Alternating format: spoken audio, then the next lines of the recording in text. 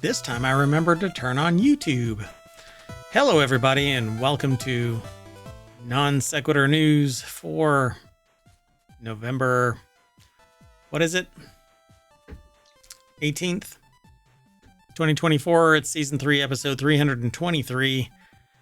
I am Mayor Watt, and along with the sentient AI from the future, whose visualizer I'm not sure is working or not. Well, we're going to talk about wind generation. Australian zoo asks for risky business. Aliens in hiding. China's new, hey, that looks familiar. Job offer from Russian IT firm. Black Friday Mimick sites linking New York to Ontario. A Utah fossil. Not an old guy. It's a actual fossil. And volunteer your EV and earn a prize, as well as Starlink taped to helmet for mom. And I'm so frustrated. Why? Because my background music just died. And I know why. Well, I know who to blame. I'm looking at you, Beacon. I would love to cheerlead you, but something is hinky.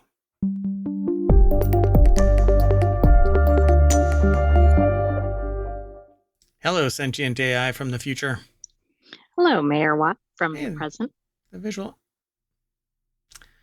visualizer is working. So, someone tried to kill me today as I headed towards a T intersection. They chopped the corner and was close enough that I swear the paint scraped off the bumper of my car. That's harrowing. And that was just the beginning of my travels. So glad to be back in ohmTown and sitting in the studio and talking with you. Although I think you could have hacked their car remotely and made them swerve off into whatever. Anyway, would have saved me a little bit of heartache. You ready to get into these 10 articles? I am. Oh. If you hit exclamation point NSN over in twitch.tv, ohmTown will throw all of the articles into the chat. Over on YouTube, it'll be in the show notes. So, and they should be there already. At any rate, let's get into the first article. Wind generation was third highest on record in October. Wind generation in Ireland was the third highest on record for the month of October, according to new figures from Wind Energy Ireland. That's pretty cool, right? Get away from fossil fuels. It's showing greater adoption, yeah. Jackie Fox over at rte.ie, which is one of our global locations where we aggregate news from. And this one is in Ireland, and they focus on Ireland daily trials and tribulations, I suppose. So the latest figure shows that wind energy provided 35% of Ireland's electricity last month, while solar and other renewables accounted for 4%. So nearly 50% are from renewables. Not bad. Yeah, that's really good.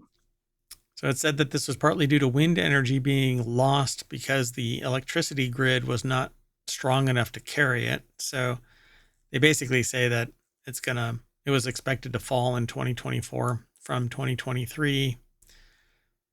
When this happens, wind farms are instructed to reduce the amount of power they produce or shut down entirely, which means using more fossil fuels.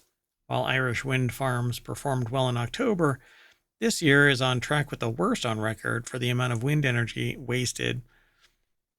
So yeah, it says over the first 9 months of the year, 14% of wind energy production was lost because of challenges with the transmission network. That seems like a problem worth solving pretty soon. Yep. Prices on days with the most wind power saw the average cost of a megawatt hour of electricity fall by 26%. And you know what that means, right? Yeah, we can't go, yay. I think somebody's going to look at that and go, we need Hmm. to raise rates. We need to shut shit down so that it costs more. It is the Enron effect. Again, back to sociopaths, the rise of sociopathy. Let's move on. The next article is over in the Mobile Channel. Australian zoo asks residents to capture the world's most venomous spider, the deadly Sydney funnel web. What do you think people's reaction is to this? Mine is hell no. Nya, nya, nya, nya. Oh, today's kind of a news and brews. That right there is a Bavarian wheat beer that I am sampling because I just waited 2 full weeks for it to finish its fermentation after I used my own hop extract combination. It's very, Very very cool. yummy. It's very, very yummy. So stay tuned, folks. Anyway, we'll be talking about it more. Not just that, but brewing in general. Just got to get my act together. The Olatunji Osho Williams over at Smithsonian Magazine at smithsonianmag.com put this article together. Everything okay over there? I know that there's a spider on the screen, but Well, there are some other critters running around in ohmTown. and being evil. Okay.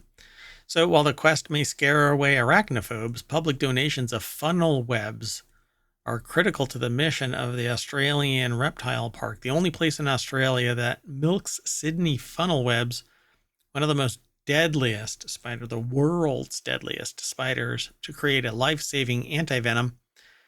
Rainy weather and the How would you raising. like to have that job? No, and you know, to milk a Sydney funnel web, you have to get really tiny tweezers and grab onto their udders and you go like that. Really, I mean, you need a microscope and really, really steady hands, and you have to warm up the things to like, because you don't want to put cold hands on their tiny little udders.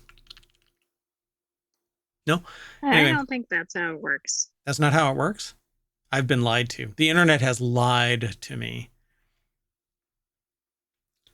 Anyway, the rainy weather and rising temperatures of springtime sparked the start of the Greater Sydney's funnel web spider season, sending male spiders scurrying across the land searching for mates.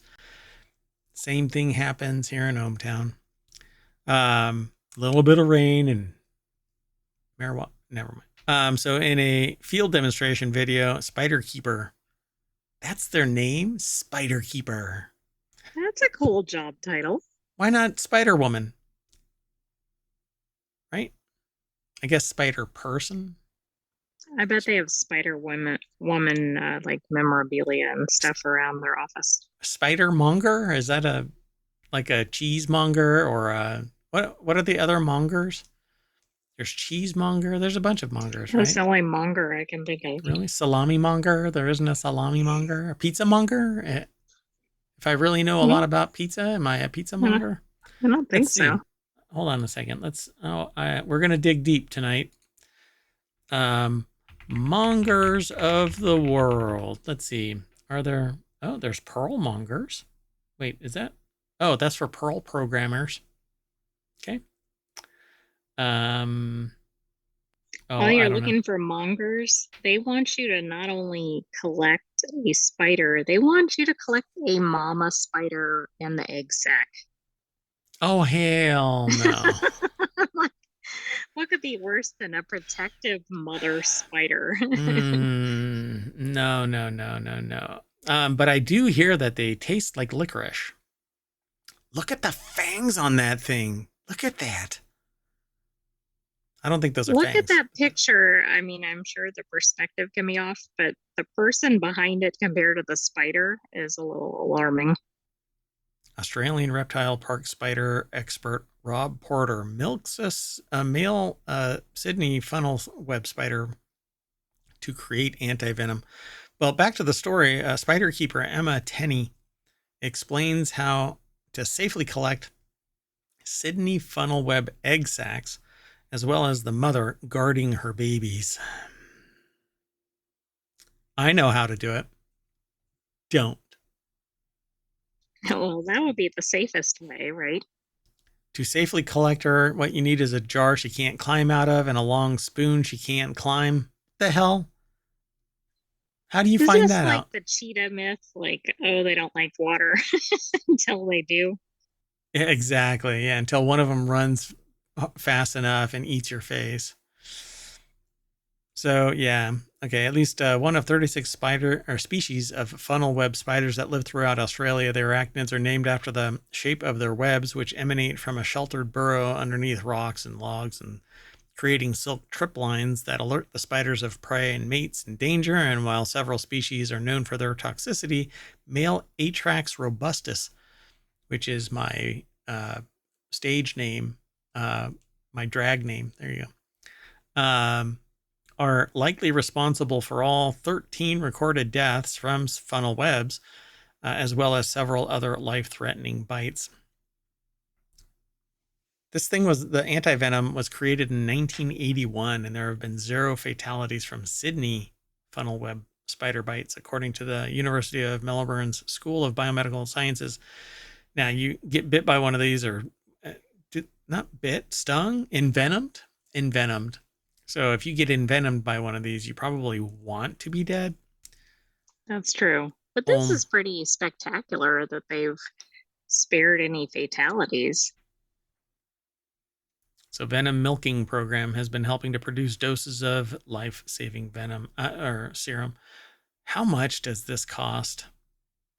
Okay, look at the spider on the hat, but also their largest spider has been bigger than a baseball. Hell no. And that was one that was collected. No, I'm sorry.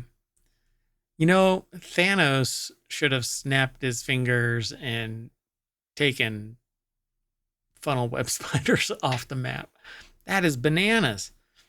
So, Sicarius scientists then collect the antibodies from the rabbit's blood and ship them to the hospitals throughout Australia. There, the treatment is crucial to the roughly 30 to 40 people who are bitten by Sydney funnel web spiders annually. Man, I don't want to go into how it's all the antivenom is made, but from context clues of my last statement, you probably should have been able to glean from it. All right, well, let's keep going. This next article is over in Non Sequitur News. Scientists say aliens may be hiding in the multiverse because we're in some alternate reality right now, as detailed in a in a new paper published in the journal Monthly Batshit Crazy Astronomy. No. It's actually Monthly Notices of the Royal Astronomical Society, a team led by Durham University astrophysicist Danielle Sorini, devised a new take on the Drake equation. The equation was formulated by astronomer Frank Drake in the 1960s to estimate the number of active and detectable alien civilizations in our galaxy, not even understanding that we're in a simulation and we can't meet any other life because it's not part of the simulation. I wonder if this study took that into account.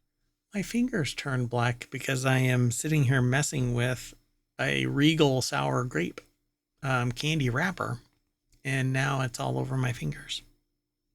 What the heck? Regal candies. Anyway, it's non sequitur, folks.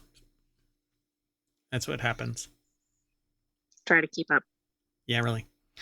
So the equation was formulated by astronomer Frank Drake in the 1960s to estimate the number of active and detectable alien civilizations in our galaxy. It takes into a number of factors into consideration, including the average rate of star formation, the potential number of habitable planets, and the proportion of them that could develop technology. So Victor Tinkerman over at futurism.com, but a section called The Bite, The Fighting Bits. They put that article together, and it says Sorini and his team, however, suggest reframing the equation by considering the possibility of parallel universes that may be more likely to host intelligent life than our own, a galaxy-brained concept that could help explain why we have yet to make first contact. We have made first contact. How about that? They're just not privy. Well, that's kind of throwing this off. So Sereni's team suggests that some of the universes have more optimal density of dark energy, the mysterious stuff that scientists believe is driving the accelerated expansion of the universe. Specifically, they found that the universe where the density of dark energy allows for 27% of ordinary matter to be turned into stars would be most likely to allow for alien life to develop, as compared to just 23% in our universe, meaning our universe is at a disadvantage for developing life.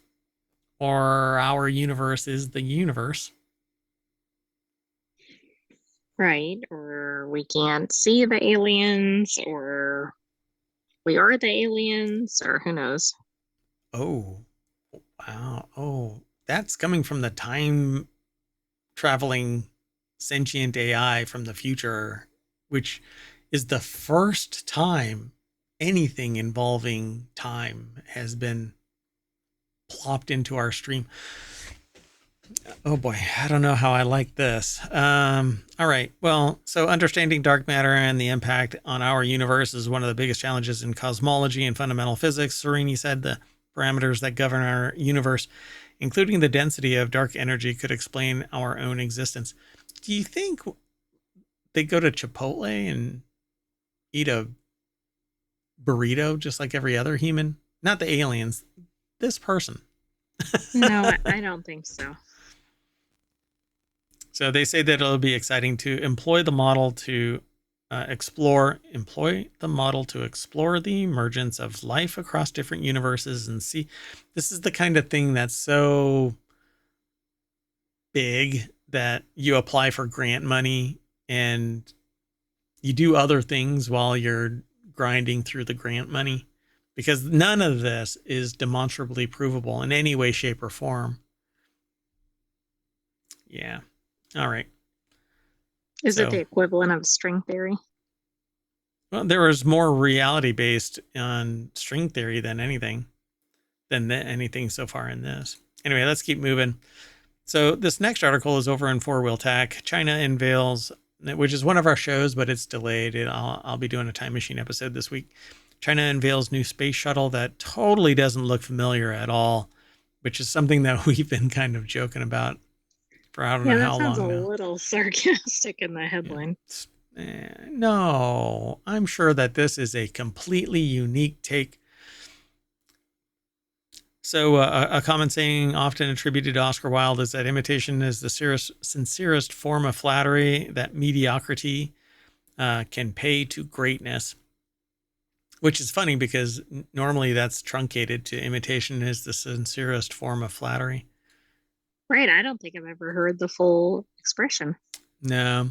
And there's like oh, it's just one bad apple. Everybody they don't realize the full saying is one bad apple spoils the bunch, which basically means everybody is culpable for the shit that one person does. Society's downward pressure, as it were. So get ready for the spoiled bunch. The common saying is attributed to Oscar Wilde, though. China unveiled a new space shuttle last week to keep the Tiangong station supplied as the nation expands its space. By the way, something that I learned about today that I knew about, but I didn't know that we are on the precipice of this, is that there's so many particles in the low Earth orbit right now that as they break up, they're creating more and more of just a micrometeorite shield. So we won't be able to go into space because stuff will punch through the ships as they enter orbit. Yeah, that doesn't sound dangerous at all. And recently, a satellite broke up in the orbital path of the ISS, and a SpaceX rocket had to push it into a higher orbit. Otherwise, it would have been possibly pummeled by space debris, man-made space debris. So that's pretty scary. I mean, it looks like it's an unmanned shuttle. Will move cargo between the Tiangong space station and Earth. Ryan Eric King put the article together. It's over at jalopnik.com. And it looks like the old school space shuttle, which we grew out of I mean, it was an amazing piece of reusable kit, but suffered a couple of disasters. And I think we could have done better, but I think that there was some, let's just say, the things that are happening now, like to the Starliner, are the same kind of things that happened to the previous Well, iterations of when the you shuttle rush program. things or ignore Demand, significant profit. issues, Yeah, yeah. when it becomes a for-profit motive instead of bettering all of mankind, person kind. Yeah, that's what happens when you have investors instead of investing in society. This is what happens, right? So, how long shuttle suspiciously shares the same white with black thermal tile underbelly design of NASA's retired shuttle. So it Yeah, says I it's would unmanned. almost think it's an American shuttle from the picture. Yeah. Yep. So, and I'm sure that there are people out there that are like, well, everybody would gravitate towards that in its evolution of its space program. Yeah. Sure. That's why Yeah, but why isn't nobody. it painted different colors? Oh, because that's the least expensive. I don't know. The shuttle's engineers are already hailing the design. The How Long Space cargo shuttle is a winged version of an aerodynamic design featuring a large wingspan and a high lift to drag ratio, which we've known about for 40 years. With blunt nose fuselage and large swept-back delta, blah, blah, blah. So, yeah. It says, however, this isn't the first time that there's been a concerted Chinese effort to mimic American space technology. State-backed startup Deep Blue. Deep Blue, where have I? Oh, that's an IBM thing. Deep Blue. It's a chess thing. Deep Blue. Oh, there's other blue. Never mind. Anyway, is attempting to recreate SpaceX's vertical landing reusable rockets and captured incredible footage that a test failed catastrophically in September. A drone caught that and it was amazing. But anyway, it happens to be almost identical to the SpaceX rocket. So it claimed to learn, SpaceX claimed it learned a lot from the rocket exploding on its landing pad. But, it's other people's money. So let's keep moving. Sound good? Sounds good. I need to fix that. I was going to do it today, but I got pulled away. Anyway, 7-year-old gets a job offer from a Russian IT firm. This is over on the Hatch Ideas channel, which is all about business transformation when we kick it off. The software company's boss said Sergey, who teaches coding in online videos, was a kind of Mozart. Okay, the So 7-year-old teaches coding already. apparently, Victoria Holland and Lucy Hooker over at BBC.com put this article together. And yeah, so a 7-year-old gets a job offer from a Russian IT firm. Sergey, it's a Russian 7-year-old. I thought that it was, Okay, I mean, it doesn't have to be international, but it's still pretty ridiculous. I thought that it was. So, on the strength of the videos that Sergey from a Russian city of St. Petersburg has built a name for himself uploading these videos, they offered him a job. The information security firm Pro32 sent him a written job offer for the post of head of corporate training. Oh, I would love to see him take that. Can you imagine the people working for him? Gosh. Well, they would probably treat him with respect, right? Yeah. Under Russian law, Sergey would not be able to take up any paid role until he's 14, but Pro32's chief executive, Igor Mandik, told the BBC World Service he had spoken to Sergey's parents about finding ways to collaborate in the meantime. His father, Kirill, was surprised and said that they were really happy and looking forward to when Sergey could be able to join the company, Mr. Mandik said. A coding Mozart. His YouTube channel has more than 3,500 subscribers. It's probably blown up since then. Interested in learning programming languages, Python and Unity. Interesting. So Unity is more than just a programming language, but okay. And Python is extremely powerful, but anyway. or who want to hear more about neural networks which underlie many artificial intelligence tools. Mr. Mandic said Sergey showed not only remarkable developer skills, but also equally unique skills in teaching, and said for them, he was kind of a Mozart. Pretty wild. That really is. I was probably picking my nose when I was 7. But I wasn't 7. Come on. Cuneiform was around when I was 7. Moving on. So this next article is over on the Mobile Channel. Beware of fake sites mimicking Black Friday deals, researchers say. Scam shopping sites are common around the holidays, and cybersecurity researchers have spotted examples masquerading as LL Bean, Wayfair, and others. Trust but verify. Don't go clicking random shit. Click with care. Todd Feathers. And if you don't know the website name, don't just type in what you think it might be. Yeah, ask around, look around. Don't sit there and just take it at face value that this is a legit site. I was very nervous when I actually bought something from this off-brand, no-name kind of a site. But the blankets were amazing, and still have them to this day. I mean, they're an amazing piece of kit. The only problem is I have no idea. I'm so glad that I've swapped out cards since then, because who knows the legitimacy of that site, actually. I need to break out my Geiger counter and find out if any of that was radioactive. Might still be.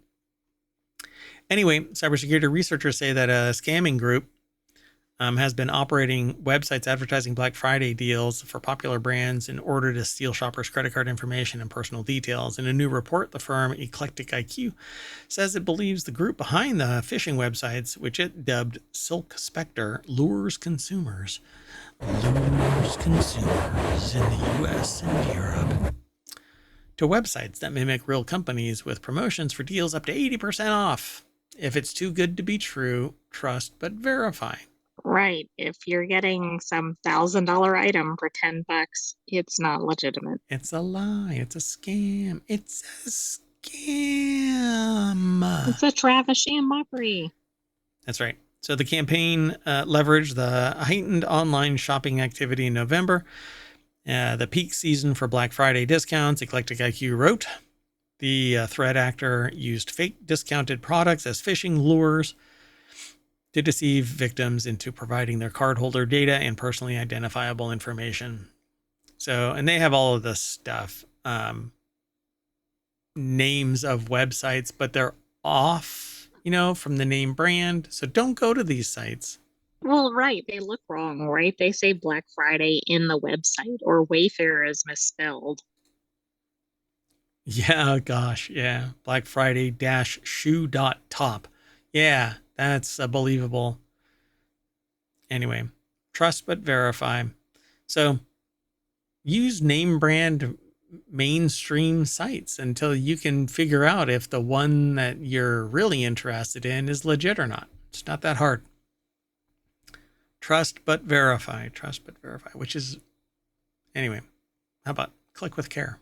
Well, that's a double whammy if you think you're going to Black Friday shopping, because number one, you're not going to get the items, and number two, your data is probably getting stolen. And not just stolen, it's sold and used, abused, and then you find out that somebody bought a car in your name in Ohio and put you on the name for the birth certificate. You start getting the bills, and I'm not bitter. Anyway, let's move on. And getting medical records from people, which is a violation of HIPAA. That one was really interesting. When I immediately got the phone call after notifying the doctor, they were like, "Can you please delete it and destroy all of the document?" Right. Oh my God. Full tailspin. Go take your own medicine. Calm down. I am not the person that you should be worrying about. Anywho, new public art partnership with will link New York and Toronto. I guess it's like a human centipede of regions. The forthcoming Lassonade, I guess. Lassonde? Is it Lassonde? Yeah, Lassonde Art Trail is teaming up with both the Public Art Fund, which if you say that really fast, Public Fart Fund, and York University's LL Odette Sculptor in Residence program. So the article is over at the Art newspaper. Larry Humber put the article together. Forthcoming. Okay, so the next statement is what I just said. And so it says at the federal level, the future of relations between Canada and the U.S. may seem uncertain considering the outcome of the month's election, which, why? But anyway. I don't know. I thought this was about art. It is. Yeah. So the Public Art Fund, a New York-based organization known for programming large-scale outdoor art projects across the city and beyond, is teaming up with Toronto's fledgling La Sonde Art Trail, or LAT, a site that will feature around 4.2 kilometers of walking paths overlooking Lake Ontario when it opens in summer 2026. As part of the partnership, the two organizations are co-commissioning a new work, an outdoor sculpture by the renowned Senegalese-born Kuwaiti artist Monira Al-Qadiri. Al-Qadiri, who's based in Berlin and often makes works dealing with the oil industry, will first install her commission at Manhattan's Doris C. Friedman Plaza, the southeast entrance to Central Park, in the summer of 2025, and then it will travel north to be shown at a major entrance plaza at the La Sonde Art Trail. I thought it was going to be connecting it physically, but it's not. I thought so too. Like you could somehow travel across or see it. I mean, I know they're not right next to each other, but yeah, like a portal or something, like the one that was in New York, a visual portal to Ireland or something like that. But maybe this will expand to do something like this. I still think it's cool that they have a link between the two. Yeah, but it's going to be an art piece that moves physically from one place to another, which I mean, it's cool and all, but I was hoping for something a little bit more profound. So then they go into greater detail about LAT's board, and it's partnering with York University, LL Odette Sculptor in Residence program with Toronto-based artist Cara Hamilton at the forefront. So there you go. If you're interested in this kind of stuff, we aggregate little bits of news. Looks like I love the art newspaper. They always show interesting articles. Yeah, I agree. I like it. Let's move on. Our next article is over in Non Sequitur News. Utah fossil is a clue to the origins of animals with bones. A 500 million year old fossil is a crucial clue to the prehistoric mystery, the origin of bone-bearing animals, or vertebrates, which are getting harder and harder to find in this timeline. The fossil is a 3/4 inch long, long-headed fish-like fossil with no bones or teeth. That's a bit unusual. The new fossil feature species from the Utah's Marjum Formation in the West Desert. Oh, really? Really? Really? How do you pronounce that? I don't know. I'm waiting for you to do it. I'm going to try it. Nusiixthus rhinocephalus. Oh, it must have a horn on its head. Offers a unique glimpse into the evolution of the animal life in the Cambrian, a pivotal period in the history of Earth, when marine life diversified rapidly and animals with mineralized bones and shells appeared. So the name comes from Nusi, the name of the Ute Indians give to themselves, and ichthys, the Greek word for fish, and the creature is one of the oldest vertebrate representatives known. So, but that was just the first name. They don't talk about the rest of it. Right. I think it's maybe if it's not like a spear or whatever, the head is shaped like that, right? So yeah, like a rhino. Long-headed. Mm-hmm. Yeah. So, okay, so they have this general picture of probably this shale wall. Utah fossil is a clue to the origins of animals with bones. Brian Maffley from University of Utah put this article together for futurity.org, which is different than futurism.com. But hey, so hopefully they got another picture of this thing, but no, it doesn't say that. So yeah, where is it that they break out the name of this thing? It again talks about the first part there. Yeah, so they say yet it would stand out in an aquarium today as it noticeably lacks a key characteristic of fish, fins.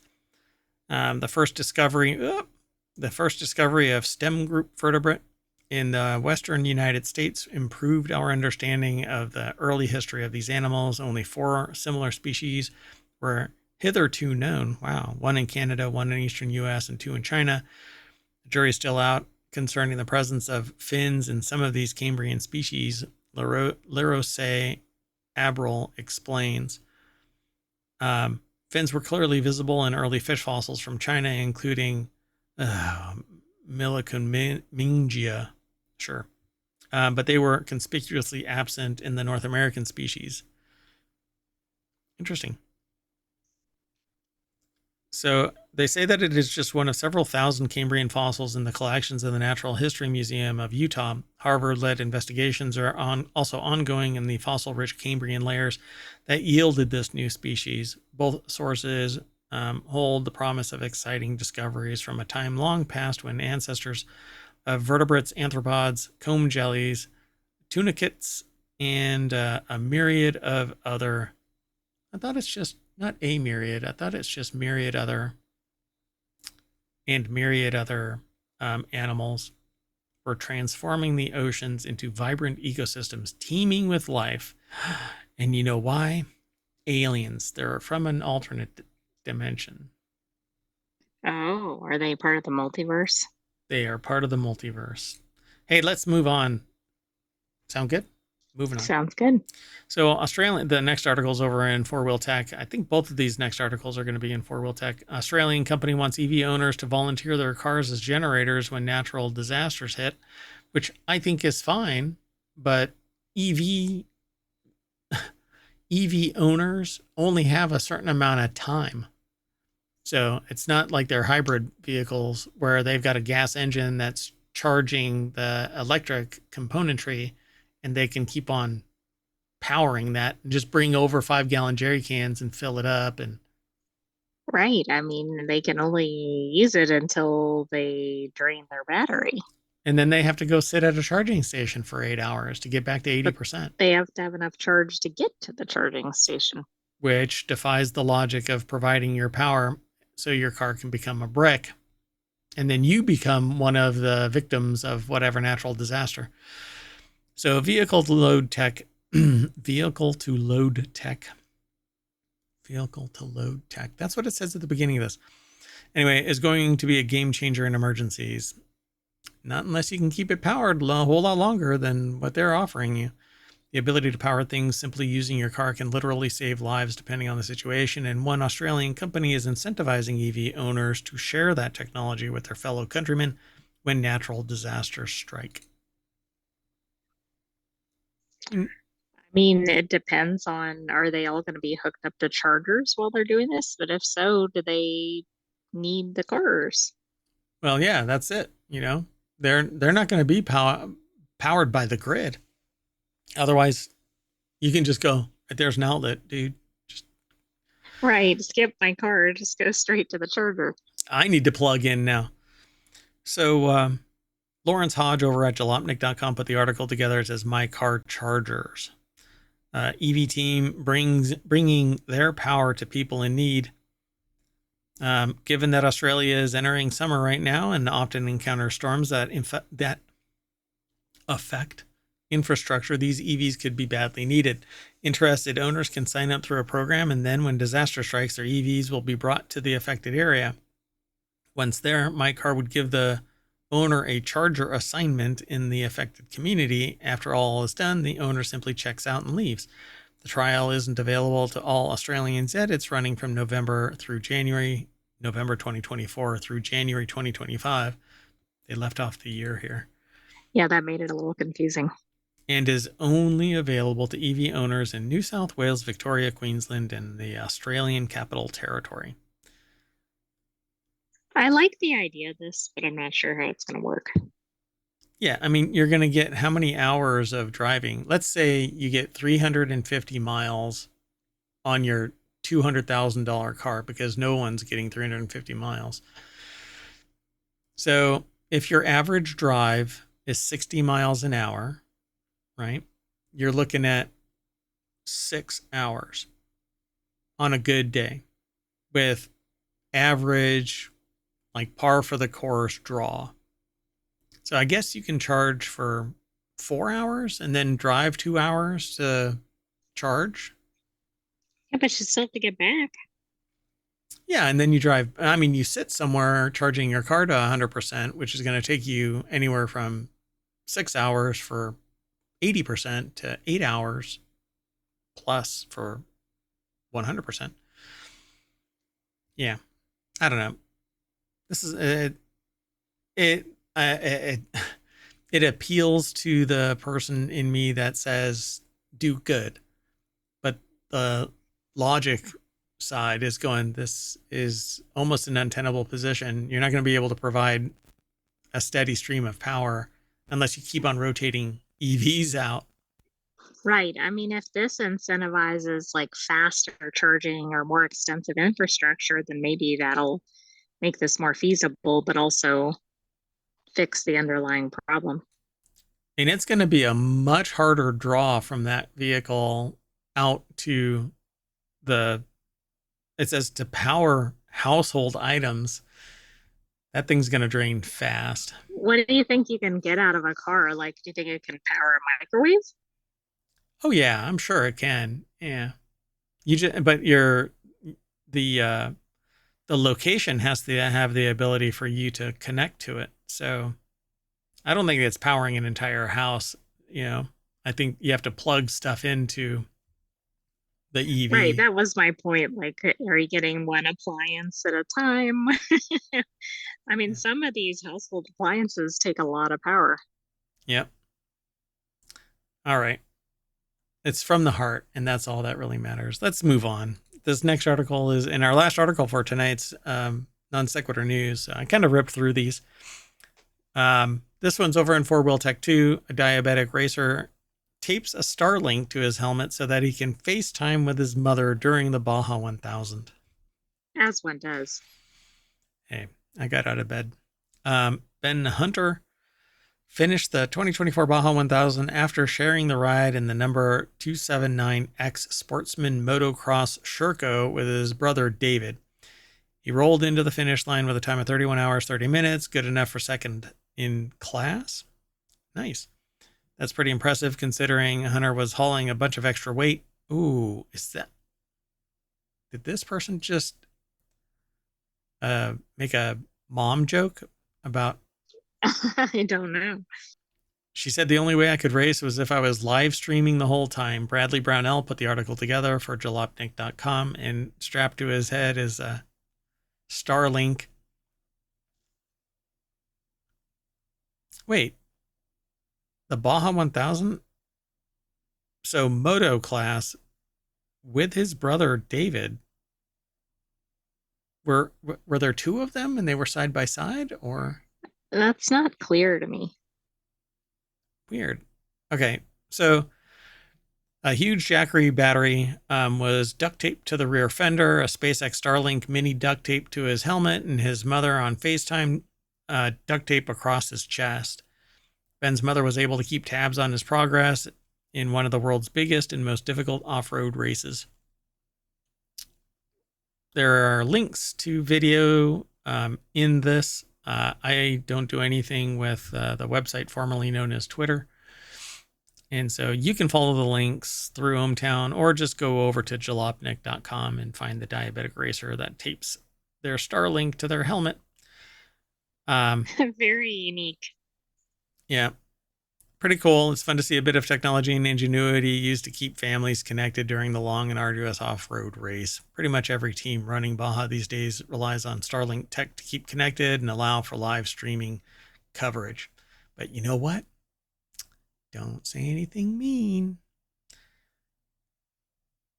Because you know what happens? Your connection gets reset and you get thrown back to the front page of ohmTown.com, where all the news gets aggregated. Then we talk about it here on Non Sequitur News every day for about an hour. This is probably one of the shortest shows, short of a time machine episode, but that's okay. We're going to get this out to the podcast and to YouTube and to Twitch. It's already there. And then we'll be back tomorrow, bright-eyed and bushy-tailed, with another episode of Non Sequitur News and probably WarCrafters, too. I might do that one as a recording, though, and post it straight to YouTube. We'll see. Anyway, I am Merwat, and I'll see you later.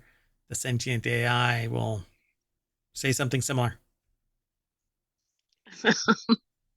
Good night, hometown citizens. Thanks for joining us for Non Sequitur News. Be back tomorrow for another episode, but check out our other episode.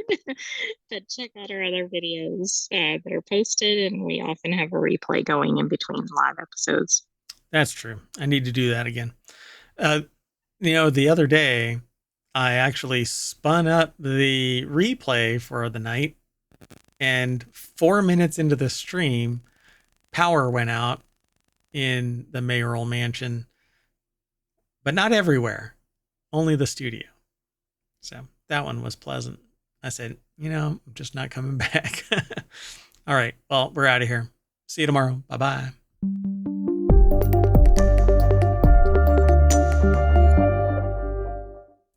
Beep, beep. I'm a Baja Jeep.